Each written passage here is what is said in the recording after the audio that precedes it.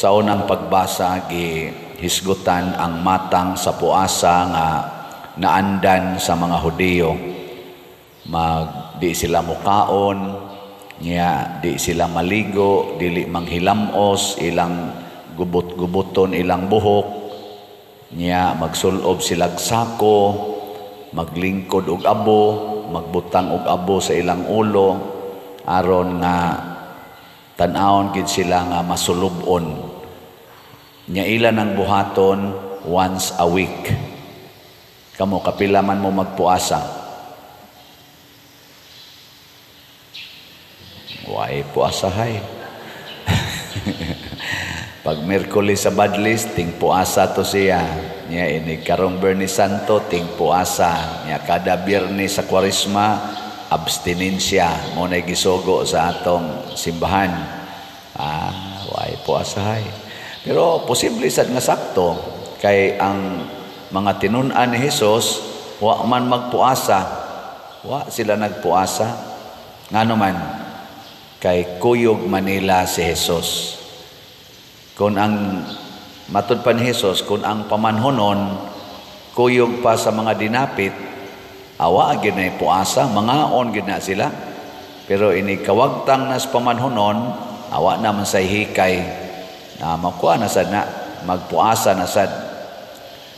Pasabot di ay mga igsoon kung buhi ang Ginoo sa atong kasing-kasing o kinabuhi, wa gyud kasubo, way kasakit, way problema.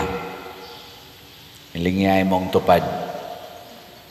Ingna naa karoy kasakit. Ingna kay kasakit ron.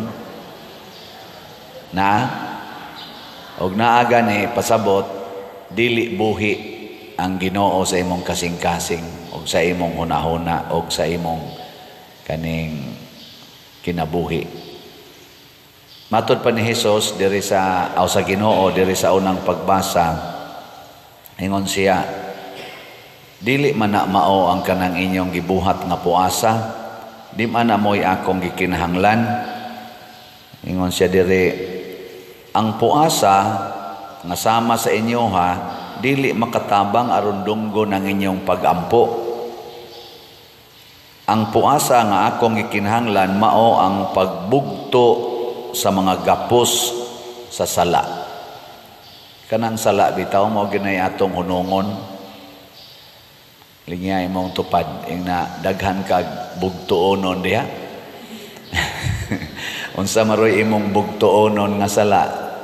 Kanang imong pagkayaw-yawan, pagkalibakira, pagkabakakon, kanang imong pagka materialistic, wa na gani jud ka nipalit og slat karon kay imong yung itagana nang imong pagpa-colors buhok, pagpa-ribbons buhok, panumpay ang mga pilok, sumpaya ng mga kuko. Kuan man na sila, gitawag mga vanities. So pagbugto sa mga gapos sa sala, pagtangtang sa higot sa yugo, ingon man sa paghatag og kagawasan sa mga dinaog-daog. Basig daghan kay kaginaog-daog karon. Pangutano nato ato mga politicians, wa ba sila gidaog-daog karon ang galingkod sa administrasyon? Wa ba'y gidaog-daog kanang sigihan nilag contempt, sigihan nilag impeach, inana ba? Sigihag kiha, gamay lang sipyat, kiha dayon, nya di ra ba ikihas korte? Adto ra gyud sa kongreso kanang ilang hiring-hiring diha nga murasag maka-question sa taba. Sahay.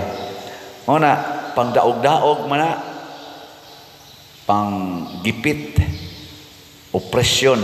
Mao din ay puasa nga gustos Ginoong kuhaon. Di ba? Kamong mga ugangan, kusog kayo mong mudaog-daog sa inyong mga umagad. No, inyong mga in-laws, daog-daogon. Mga manager, kusog kayo mudaog-daog sa ilang mga staff. Mga employers, kusog kayo mudaog-daog sila mga employees, di tagaag bonus Nya paninglan pa anang bayad sa PhilHealth o sa SSS o nya dili day i-remit. Apil pang St. Peter. Unsa man na daog-daog. Pang daog-daog. Mga landlords, siging pang daog-daog ana mga tenants, patrabaho og maayo, gamay ra kayog sweldo. Ang amo kapalit og branyong sakyanan paghuman sa ani, ang mga saop tungtungan pag-utang usahay. Ana. Unsa man na di na pang daog-daog. Man mo mutingog. Ambot ka nang dili pagpalit og slat, di ba ka pagdaog-daog sa naspari tingali, no? Pari ba, hapit na lang nangagisi ang baog si baligyag slat. Wa gyud mo pa. Pila ra nang 500 ang SBF dag, 100 ang sa tingan to mo sa God's Healing and Deliverance Powers, GHDP, 100 sa tong haligi parang Mama Mary, HPMM, 700 na tanan og palitan na nimo kada semana pwede ka mo palitoy wadyo kay 700 ya. Ilingay mo tupad na kay 700. Ina ko no. Na kay 700 ya. Palit dayon. Moingon sa na imong tupad pagara-gara sa na ba moingon sa na gusto man ko kanang challenge ni Father, challenge. Unsa mo say challenge nato aning tulo ka mga klase sa slot 11,200. 8,000 challenge sa kantong SBF DAG nya 1,200 sa GHDP o 2,000 sa HPMM. 11,200 hay may imo ana challenge o regular. Regular ka 700 ra ka pero sus gahi agyon, pero ang mga sugarol kada adlaw nagsugal og labing minus 100 ngadto sa 200 pesos anang mga online nga sugal, mga surprise, mga loto kada adlaw. Siging pamasin anang mga yawanon kayong pamaagi. Mura magdili mo kasabot nga ang Ginoo nag-ingon man way puasa basta kuyog ko ninyo. Nya kanus aman makuyog ang Ginoo nato kun atong sundon ang iyang mga pulong. Unsa may pulong sa Ginoo? Hatagi ang mga kabos. Mao ni dinhi. Bistihi ninyo ang mga hubo, pakan-a ang mga gigutom. Pasudla sa inyong balay or himuig balay ang mga way balay. Gibuhat ba ni nato dinhi? Nya nganong di mangyapon mo palit. Palit na. Ana di ba? Adto man mo mamasin anang naang para ra gyud sa kaugalingon, mao na ang resulta daghan tag problema, daghag kasakit, daghan ang atong mga kagubot karon sa kalibutan, labi na sa atong nasod, labi na gyud nga nagsingabot ning midterm election. Gubot kaayo tungod na kay ang atong mga buhat ba wa maigo sa Dios nung pamaagi. Muna dinhi sa atong tubag sa Salmo nag-ingon ta, usa ka mahinulsulon ug mapaubsanon nga kasing-kasing o Dios dili nimo tamayon. Pasabot kun maghinulsol lang kita, magbasol ug magpaubos, siguro gyud nga ninduton sa Ginoo atong kinabuhi. Dili ta mosalig aning mga politicians, apil naming mga pari nga kami mao'y makapanindot sa kinabuhi nato kita mga Pilipinhon. Dili oy. Ang makapanindot sa atong kinabuhi mao ra gyud ang bridegroom, ang Ginoo mismo. Siya ra gyud makapanindot. Anha ka ng parlor para monindot imong naong? Dili. Inigawas nimo kusmod lang yapog naong imong bana iguli nimo. Magtan-aw sa imong bag-ong na parlor nga naong. Ngano man kay wa man kay mahinulsulon og mapaubsanon nga kasing-kasing. Di ba? Tugtog ra ba dayon? Oo na siya. Oo na kanindot unta ang ato mga politicians karon Dili sila aning batasan, common man gunang batasan sa mga politicians, kana bitang mo insist yun sa ilang kunuhayng gisulti. Bisag sayop na ang ilang gisulti, bisag klaro na gyud kaayo nga naa sila'y sala, di gyud mo angkon. Pabakak to the max. Unya ang kadto ra bang nihisgot sa ilang mga binuhatan ng ilad, mauna noy ilang gukuron, mo ilang ipapriso, mo ilang i-contempt o uban pa. Hunong nakataan no? So karon nanamoy napili ang mga kandidato sa pagka-senador, congressman, gobernador, mayor o mga board o konsehal, nanamoy na pilian. Nana, pag hinahinay na mong lista, ako naghinahinay na sa kog lista. Naaman tayo pilianan, duhara man ka-team atong pilianan, Team Marcos o Team Duterte.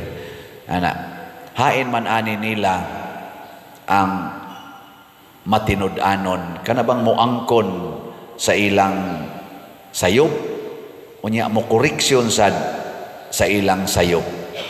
Hain man ani naa ba sa Team Marcos o Team Duterte, o luos lag panalipod sa ilang sayop, unya ilang atakihon ang mga tao nga mitan-aw sa ilang sayop. Sama bitaw ana karong kuan, hinaut unta mapatin-aw na sa kumilik na ay lawyer nga ning ingon ning pahayag ba kay IT expert man siya, unya CPA lawyer pagyud, unya auditor pagyud siya sa mga IT system sa mga kompanya. Isip auditor, CPA na naman dahil mo specify anang mo audit sad sa IT system nagigamit sa kompanya. Ano bang mga kuan diya ba, mga code ana na naman dahil mo search ana nya mao ni siya nya iyang gitagaan o sa iyang opinion nga kining automated machine, counting machine nga gamiton sa kumilik kay bag-o man ni siya, dunay mga peligro nga mahak. Mo nang nihimo siya mga suggestions aron ang hacker sa mga IT karon systems dili unta makapenetrate aron ang election result dili ma-alter sa mga hacker nga gi-employed sa mga buangon nga mga politicians. Nasuko man noong kumilik, gikiha naman noon siya, gipriso naman ganit tingali to karon, gi-arrest naman tingali to.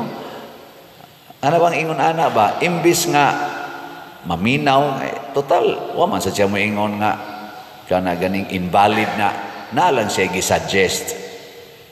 Dili man dawaton ang suggestion, prisuho naman noon, ipa-disbar pag yun, ipa-invalidate pag yun ang iyang CPA license. Kanang magkaingon ta ba, nganong ana man, hain naman ang transparency, hain naman ang freedom of expression. Yan, nasa ko'y nadunggan nga lawyer, nga ning hisgot sad sa kaning mga palisiya sa about automated machine sa kumilik. Kinahanglan day ko no, nga before gamiton, 3 months before sa election, kana di ay automated machine, kinahanglang dunay certification of third party nga expert. Unya i-publicize gina sa kumilik nga kining atong machine certified na ni siya nga safety sa third party nga expert on ani nga maong system. Unya human kuno ang nag-certify nya ila na nang i-declare in public, i-seal dayon na ang code, unya taguan na didto sa safety bank sa central bank. Ingon ana ka delikado dahil na kay peligro man na i-alter. Nya nabatay na dungog karon nagi-declare na sa kumilik, basig wa lang ko kadungog. So 3 months before, so May man ang election, kanus aon ta na supposed to be i-declare 3 months man. Unsa naman taron? March, April, May, duha na lang. February unta. Ako gikas February hangtod karon wa man ko kibaw ana.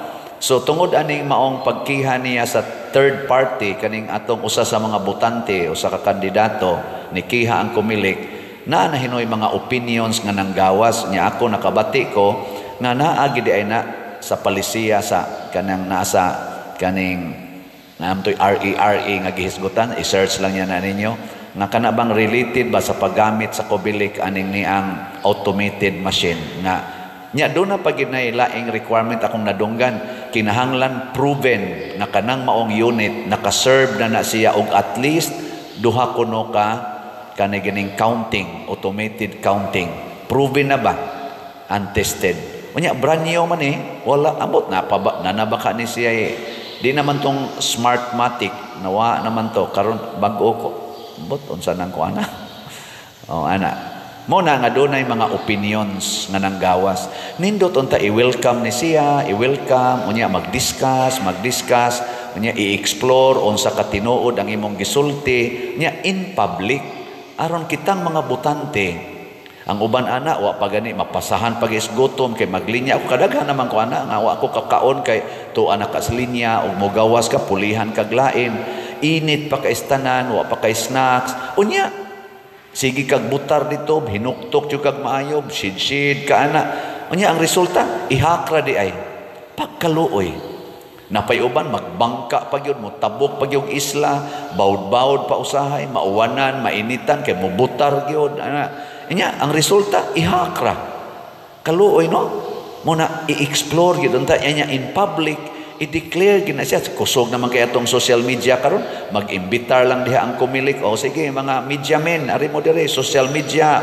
influencer diri mo tan-aw mo dire kay mao ning atong gibuhat karon pagkaninduta unta naagid ba ang transparency magsuko-suko naman hinuon dayon pagkaluoy hangtod kanus apa mo na mahinulsulon og mapaubsanon unta na kasing-kasing haron dili ta biyaan sa Ginoo kay ang Ginoo ra gyud makapanindot aning atong kinabuhi apan ga kinahanglan siya mapaubsanon og mahinulsulon nga kasing-kasing matud pa ni Kristo kung kuyog ko ninyo wa gi kasubo, way puasa, way problemang dili masulbad. Apan una kumukuyog ninyo, kinahanglan doon na mo'y mapaubsanon, mahinulsulon, o mapasayloon na kasing-kasing, dili pagarbuhon, dili tigdaog-daog, o tiglutos sa mga kabus o mga timawa na katawhan.